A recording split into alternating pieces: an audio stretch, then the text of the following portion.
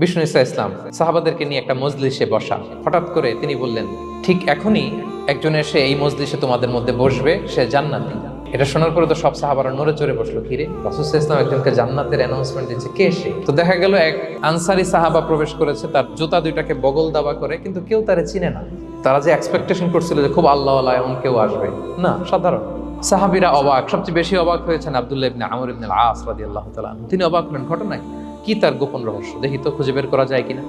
তিনি ওই সাহাবীর বাড়িতে গেলেন, যে তখন তিনি বললেন, তিনটা ভরা মজলিসে বিষ্ণু ইসা ইসলাম তোমাকে জান্নাতি বলে ঘোষণা দিয়েছে। আমি দেখতে চেয়েছি যে তুমি কি আমল করো।